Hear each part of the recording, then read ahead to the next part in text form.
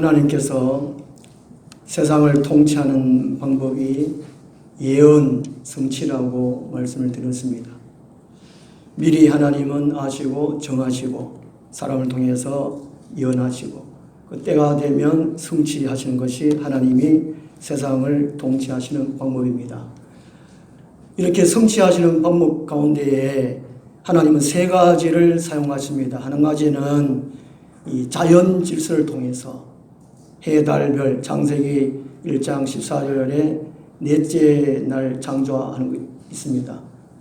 해, 달, 별을 통해 가지고 날, 달, 한 해, 사시사철 이렇게 있고, 그 다음에 동시한 방법이 영적 질서, 하나님이 친히 하시고 때로는 선한 천사를 통해서 때로는 악한 천사를 통해서 하시고, 그다음 세 번째 방법이 인간 질서를 통해서 하십니다. 인간 질서인데 그것도 세 가지거든요. 왕, 제사장, 선지자를 통해서 하십니다. 왕은 하나님의 때리 동시하고 제사장은 인간의 죄와 허물을 가지고 하늘 앞에 나아가서 중보하는 그 역할을 감당합니다. 그 제사 지내는 것. 그 다음에 선지자는 하나님의 뜻을 받아서 인간에게 전달하는 것이지요. 그래서 성경에 선지서가 있습니다. 선지서 또는 예언서라고 그러죠. 선지자를 때로는 선견자, 예언자 그렇게 말씀합니다. 요엘 선지자는요, BC 800년경에 오늘 본문을 통해 가지고 교회 시대 전체를 예언해 주고 있다는 사실입니다. 교회 시대 전체요. 제가 봉독하겠습니다. 그 후에 내가 내 영을 만민에게 부어주리니 너희 자녀들이 장래일을 말할 것이며 너희 늙은이는 꿈을 꾸며 너희 젊은이는 이상을 볼 것이며 그때에 내가 또 내 영을 남종과 여종에게 부어줄 것이며 내가 이적을 하늘과 땅에 베풀리니 곧 피와 불과 연기 기둥이라. 여호와의 크고 두려운 날이 이르기 전에 해가 어두워지고 달이 빛빛같이 변하려니와 누구든지 여호와의 이름을 부르는 자는 구원을 얻으리니 이는 나 여호와의 말대로 시온산과 예루살렘에서 피할 자가 있을 것임이요 남은 자 중에 나 여호와의 부름을 받을 자가 있을 것임이니라. 아멘. 성령을 부어주시는 이유라는 제목으로 지난주에 이어서 말씀을 드리도록 하겠습니다. 하나님께서 때가 되어서 성령을 부어주신 이유는 첫 번째는 교회 되게 하십니다.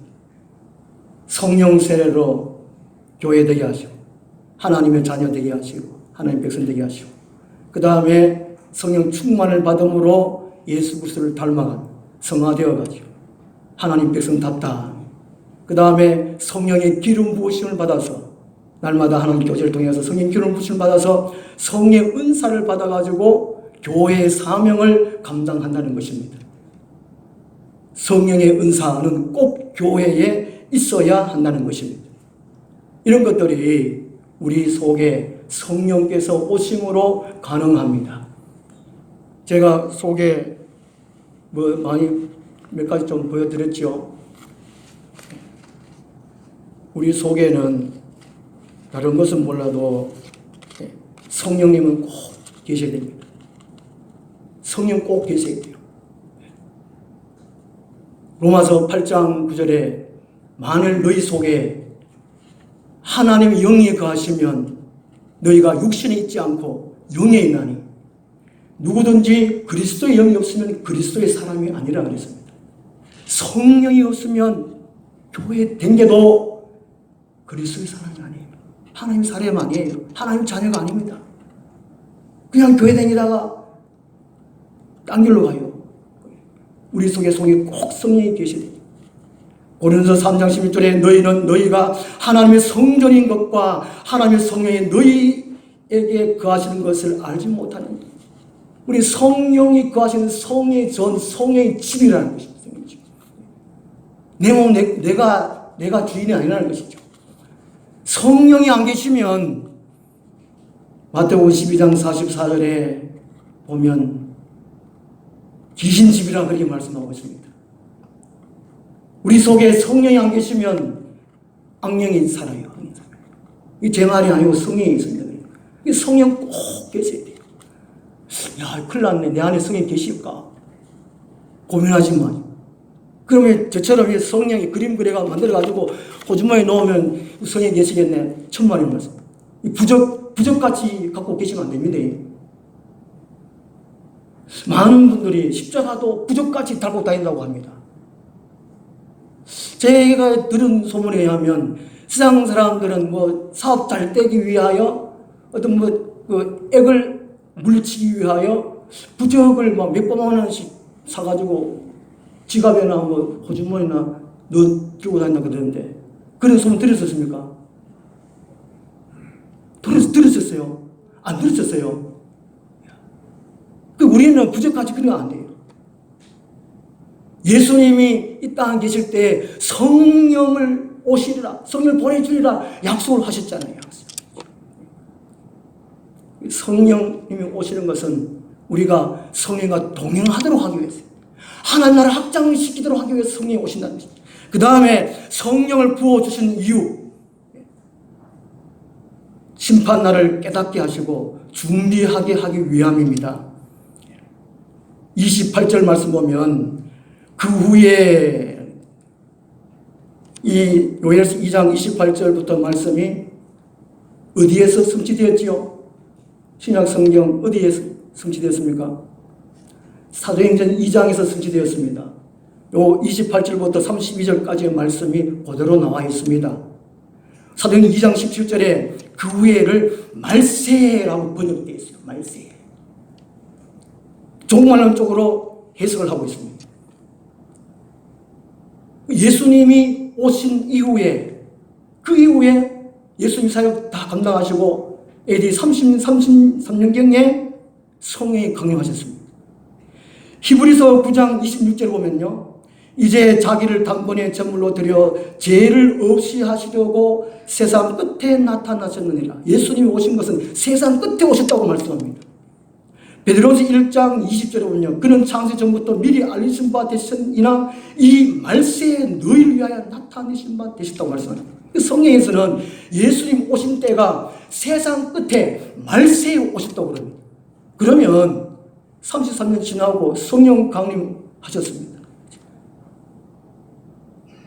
그때도 말세라고 그럽니다. 지금 2021년 이거 빼기 하면 몇 년 되죠? 1998년 전입니다. 제가 안동에서 목회할 때요, 이 산수를 잘 못하세요. 저도 산수 잘 못하는데, 그 어르신들 이제 같이 예배 드리면 찬송가 몇 장 그러면 몰라요. 그럼 가만히 계세요. 근데 찬송가 253원이라고 막 찬송가 100원이니까 100장 찾아요. 돈인 천벌. 성경에는요, 시대별로 이렇게 기록되어 있다는 거예요. 대초부터 종말까지. 예수님이 오신 때가 세상 끝이고 성령 강림하신 것이 종말에 성령 강림하셨다는 거예요. 지금 1998년 지났으니까 지금 어느 때입니까? 종말 중에도 끝이라는 것입니다. 보통 엔타임고 끝 시간이 지금.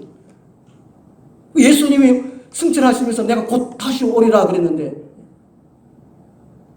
지금 얼마나 가까워진 거예요.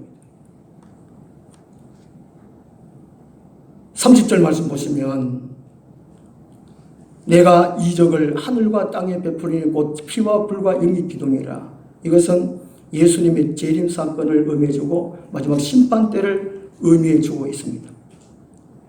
그리고 출애굽할 때에 애굽 땅에 내려졌던 10가지 재앙을 연상시킵니다. 성령이 임하시면 이 심판 때를 깨닫게 하신다는 것이죠. 때를 깨닫게 하신다는 것이죠. 그리고 준비하게 하십니다. 보통 심판, 죄, 회개, 지옥 이런 말을 하면 싫어한다고 그래요. 기분 나빠한다고 그래요. 들으려고 하지 않는다고 그래요. 이 좋은 세상에 무슨 심판, 회개하라, 이런 거 싫어한다. 더군다나 더 참 안타까운 것은 천국에 대해서 관심이 없다고 그래요. 천국에 대해서. 베드로 전후서가 소망의 서신입니다. 이 땅 살 동안에 천국을 소망하며 그리며 기대하며 살아라고 말씀하고, 그런데 오늘 교회에 천국에 관심이 없어요. 여기가 조사오니. 그렇게 심판 말하면 싫어한다는 거예요. 그런데 성령이 임하시면 심판을 깨닫게 하신다는 것입니다. 복음서에 보면 예수님께서 왜 오셨느냐? 구원하러 오시고 심판하러 오셨다고 했습니다. 마태복음 3장 11절에 세례 요한이 말씀합니다. 나는 회개케 하기 위하여 물로 세례를 주거니와 내 뒤에 오시니는 성령과 불로 너에게 세례를 베풀리라고 말씀하셨습니다. 성령 구원하시기 위해서. 불은 심판을 의미해 주고 있습니다. 그리고 요한복음 5장 22절에 아버지께서 예수님에게 심판을 다 맡기셨다고 말씀하고 있습니다. 예수님이 이 땅에 구원하러 오셨지만 한편으로는 심판하러 오셨습니다. 이걸 알아야 돼요. 요한복음 16장 7절에 11절에 보면요, 성령이 오시면 하는 일을 몇 가지를 말씀하셨어요. 심판에 대해서 알게 하신다고 말씀합니다. 오늘 우리들이 성령 받았으면 하나님의 자녀 되는 건 이건 당연하고, 그 다음에 하나님의 시간 계획에 따라서 이게 지금 심판의 때구나, 성경 말씀 통해서 이걸 깨달아야 된다는 것입니다. 성령께서 그렇게 하신다는 것이죠. 만약에 심판이라는 말, 죄라는 말, 지옥이라는 말, 이거 관심 없으면 내게 성령 오셨는가? 내가 성령 받았는가? 성령하고 동행하고 사는가? 한번 생각을 해봐야 됩니다. 이 30절 말씀에 바로 이 마지막 종말 재앙을 의미해 주고 있습니다. 우리 31절에 여호와의 크고 두려운 날이잖아요. 최후의 심판한 날을 의미해 주고 있습니다. 우리 주보 한번 보겠습니다. 주보. 최후 있게 하리라.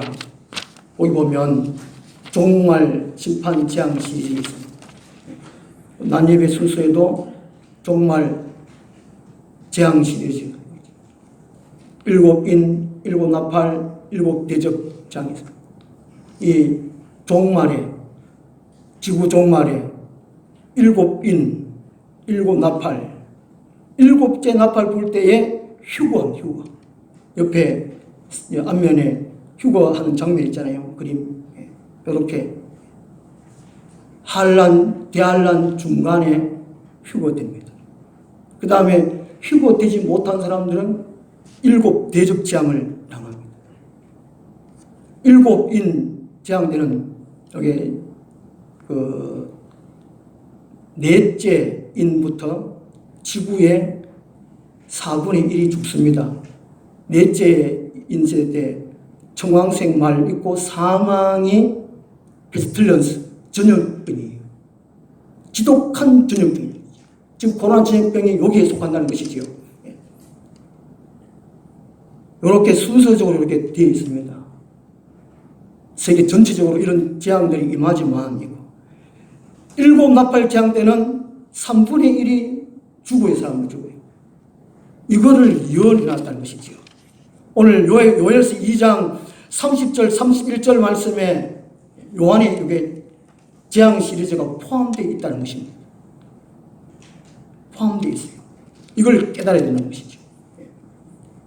이것을 깨닫고 마태복음 24장에서 예수님께서 말씀하셨습니다. 종말 시대에 준비하고 깨어있어라. 깨어있어라. 우리 베드로전서 4장 17절 말씀 찾아보겠습니다. 베드로전서 4장 17절이요. 이런 하나님의 종말 시리즈 재앙 가운데에 일곱인, 일곱 나팔, 일곱 대접 재앙 전에 일곱인 그 사이 정도 무엇을 먼저 심판하시느냐. 베드로전서 4장 17절 보시면 하나님의 집에서, 하나님의 집이 뭡니까? 교회를 가리킵니다. 교회. 하나님의 집에서 심판을 시작할 때가 되었나니 만일 우리에게 먼저 하면, 교회에 먼저 하면, 교회에 다니는 사람들에게 먼저 하면 하나님의 복음을 순종하지 아니하는 자들, 불신자들을 그 마지막은 어떻겠느냐는 것입니다. 무슨 말인지 이해됩니까? 요 구절이요. 하나님이 세상 종말에 심판하실 때에 교회부터 심판하신다는 것입니다. 지난주에 말씀드린 대로 유럽 교회는 거의 다 무너졌다고 그러잖아요. 교회가 다 무너졌다고. 삼위 하나님을 신앙한다고 하는 가톨릭, 천주교에도 교황 숭배, 교회 항제, 임금 왕 하나님은 하나님 한 밖에 없어요. 그런데 가톨릭에서는 사람을 항제로 섬겨요. 교회 항제. 교회 인간을 섬겨요. 인간을 섬긴다니까요. 얼마나 이미 타락했다니까요. 가톨릭이 타락했어요. 그리고 미국, 호주, 뉴질랜드 기독교 국가라고 하는 그 나라에 이미 동성애를 합法했습니다. 기독교 교단 안에서 이미 아마 동성애 합법을 해가지고 동성애 하는 사람도 목사 될 수 있습니다. 안수할 수 있습니다. 이미 교회가 심판을 받았다는 것이죠. 우리나라 대한민국 어떻습니까? 한 30년 전부터 이동교회. 세신자가 없어요. 전도가 안 돼요, 전도가. 그리고 잘 모이질 않는다고 그럽니다. 성령의 임재를 느끼는 교회, 그런 예배 없다는 것입니다. 말은 많은데 하나님 살아계시구나. 성의 임재에 계시구나. 내 마음으로 내 손으로 만지고 느낍니까? 예배는 하나님 만나는 시간인데, 하나님 음성을 듣는 시간인데, 내 삶을 읽히는 시간인데 그런 걸 합니까? 예배 시간에? 오래전부터 우리 한국교회나 이미 아마 하나님 떠나서 성이 떠났다는 거예요. 이게 심판 때라는 것이죠. 이 종말 때라는 것입니다. 이걸 우리들이 인식해야 된다는 것입니다. 교회부터 심판하시고 그 이후에 세상을 심판하신다는 것이죠. 우리들이 가장 준비해야 할 것, 말세에 가장 준비할 것, 대환란 때, 지금은 환란 때인데 대환란 때가 곧 다가올 것입니다. 하늘에 수없이 별들이 떨어집니다. 이거를 얘기하십시오. 안 믿는 부모님에게, 안 믿는 자녀에게, 안 믿는 형제 자매들에게, 친구들에게. 교회는 안 나오더라도 명심해라. 언젠가는 수없이 하늘에 별 떨어진다. 그거 얘기하십시오. 그리고 중동에 전쟁이 일어날 것이다. 가장 가깝게는 지금 교회가 박해 시대가 있고 그 다음에 오는 시대가 하늘에서 수없이 별 떨어지고 대강진이 일어납니다. 섬이 온데가 안 데 없는, 이게 여섯째 인 시대라고 해야 되지. 우리도 잘 안 믿어지잖아요. 하여튼 말하세요. 예수님이 살아계시다, 천국과 지옥이 있다, 이것도 전하고 그 증거로, 징조로 하늘에 수없이 별 떨어진다는 것이죠. 그걸 얘기하십시오. 그러면 혹시나 그때에 교회로 돌아올 수가 있습니다. 예수님을 믿을 수가 있다는 것이죠. 우리가 가장 이 환난 때 준비할 것, 심판 때 준비할 것, 대환난 때에 믿음 버리지 않는 것, 배신하지 않는 것, 예수님을 배신하지 않는 것, 그걸 예표로 베드로 통해 가지고 예표로 보여주셨습니다. 가룟유다 예수를 팔아먹고 수석 선임 제자라고 하는 베드로가 예수님을 부인했잖아요. 하물며 우리들조차 믿음 뺏기지 말고. 그러려면 마태복음 25장이 이 종말 때 어떻게 살아가라라는 것을 말씀해 주고 있습니다. 슬기로운 다섯 천원처럼 기도하고 성령을 받는 것이죠.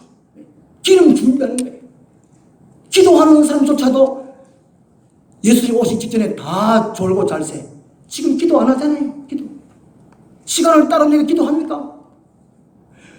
참 식사할 때도 잠깐 기도하는 것만 해도 다행입니다. 지금 믿음 다 팔아먹었다니. 빼앗길 믿음이 없어 지금.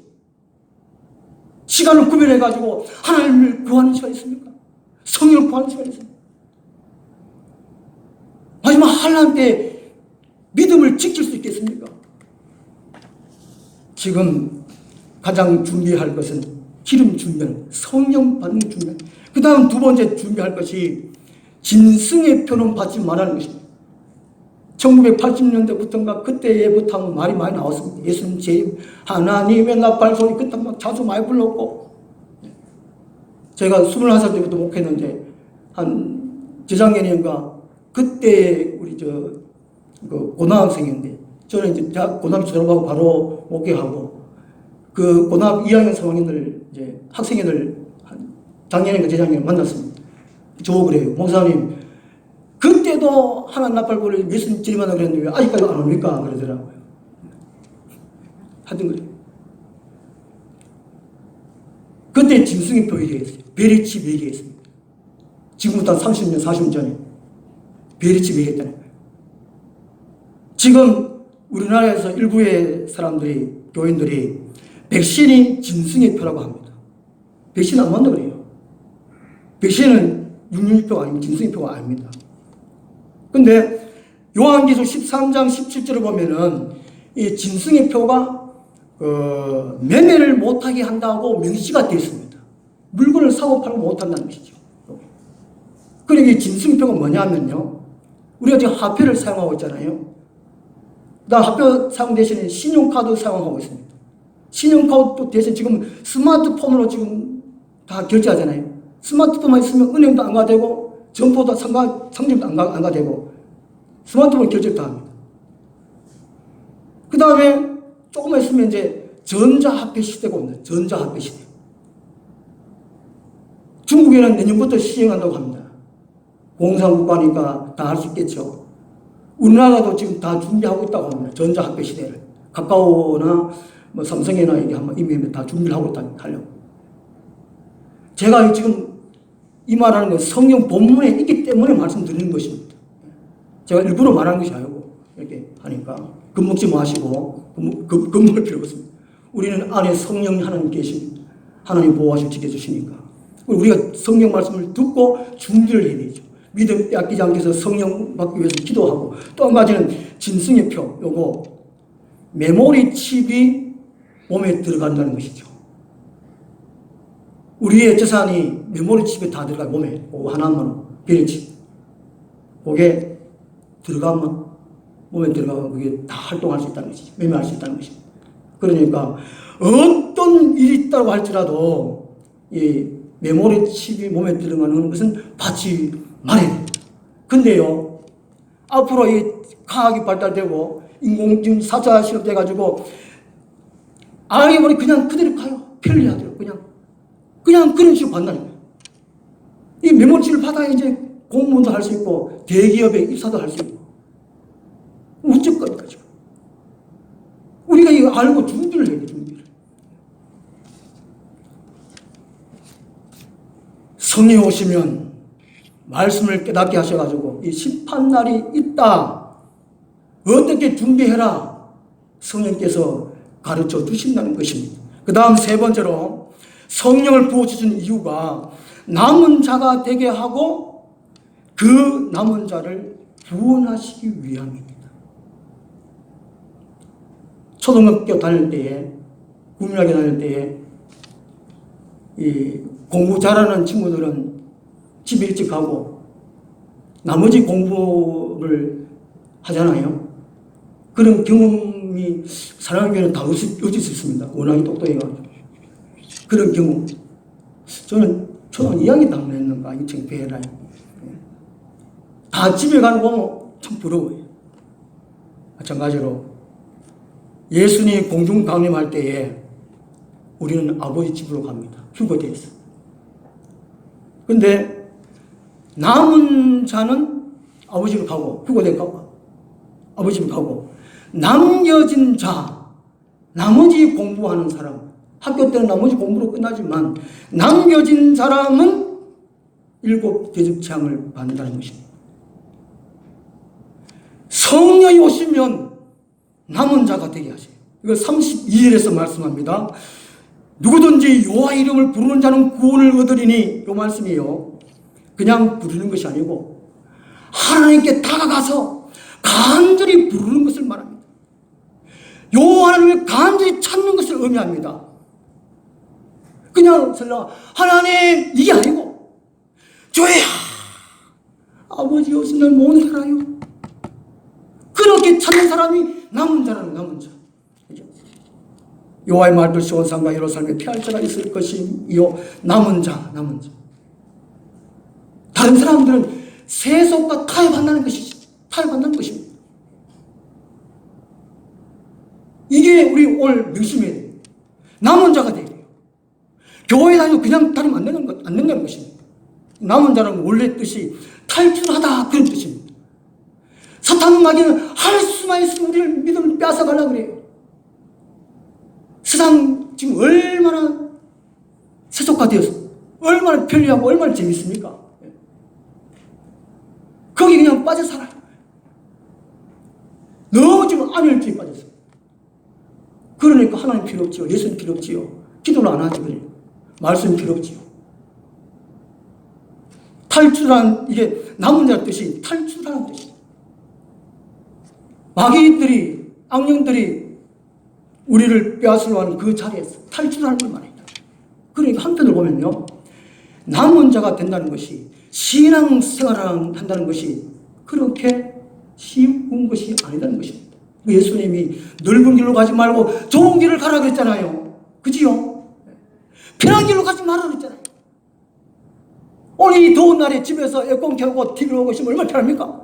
그러나 남은 자가 되기 위하여, 예수님 공중 강림할 때 휴거되기 받기 위하여 이 더운데도 새벽을 깨워서 아버지를 찾는 사람, 그 사람이 남은 자라는 게 남은 자. 저는 사랑교회 와가 참 깜짝 놀랐습니다. 참을 믿음이 있는 거 아니에요.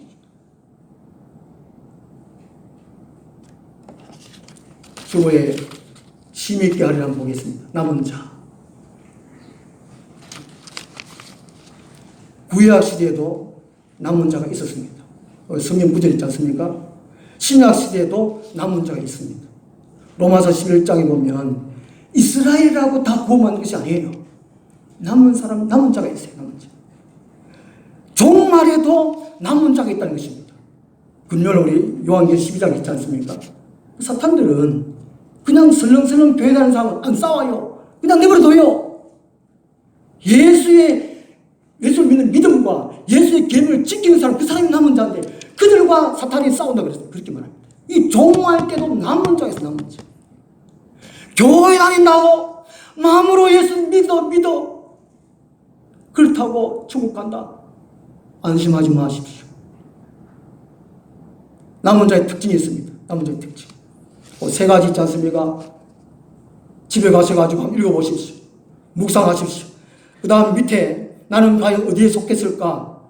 알곡, 죽정이, 좋은 나무, 못된 나무, 곡식, 가라지, 좋은 물고기, 못된 물고기, 택감, 청아, 양, 염소. 그 증거가 요한복음 10장 26절, 27절이에요. 예수 그리스도를 믿고 예수님의 음성을 듣고 예수를 따라 사는 사람, 이 사람이 알곡이고 좋은 나무고 곡식이고 좋은 물고기고 택감이고 양이라는 것입니다. 이 사람이 남은 자예요. 주보 앞면에 남은 자만이 유고됩니다. 지금 동영상에 보면 이단들이 많이 올려가지고 헷갈려. 예수님 몇날 오신다고 막 그렇게 말하고 예수님이 내일 모레 오실 것처럼 말하는데 다 뻥입니다. 거짓말입니다. 성경에는 예수님이 오실 직전까지 한란의 재앙대로 차곡차곡 말씀해놨어요. 그리고 우리가 성경을 읽어야죠. 성경을 봐야 되죠. 그리고 준비해야죠. 또 한편으로 여기 위험성이 빨리 있습니다. 그 여섯째 나팔까지는 예수님이 안 오시겠네. 여섯째 나팔까지는 신나게 놀자. 예? 요즘 캠핑들 막 좋아하던데. 야, 신나게 놀고, 재짓고, 마지막 일곱 나팔, 여섯째 나팔 딱 불면 회개하면 될 거 아이가. 조여가지고. 주여, 그동안에 그래도 내가 이거 막 회개하면, 마지막 일곱 나팔 볼 때 오시겠지. 천만의 말씀. 회개가 안 돼요. 회개 안 돼요.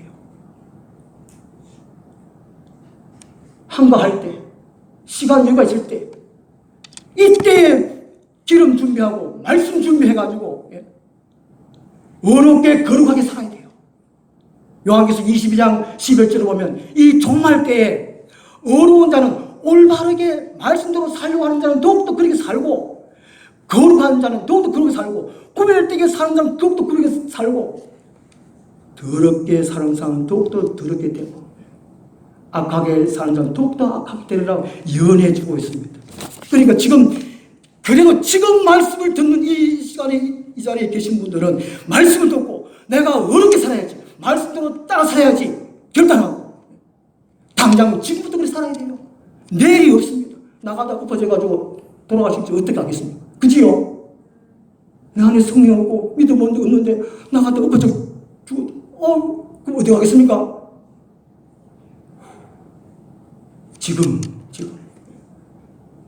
지금이 제일 중요하단 말이 있는데 남은 자가 되어야 됩니다. 성령을 부어주시는 이는 세 가지잖아요. 교회 되게 하는 거죠. 하나님의 자녀 되게 하죠. 같이 교회 돼가지고 교회 삶을 감당하기 위해서. 그 다음에는 심판날을 깨닫게 하시고 준비하기 위함에 하는 것입니다. 그 다음에 남은 자가 되게 하는구나. 남은 자. 구별되게 하는 자가 되는구나. 그 남은 자가 구원받는구나. 우리 누가복음 21장 읽어보겠습니다. 누가복음 21장. 복음서에 마태복음 24장이 소계시록이고 누가복음 21장이 소계시록입니다. 마가복음 13장이 소계시록입니다. 누가복음 21장 34절 말씀 보겠습니다.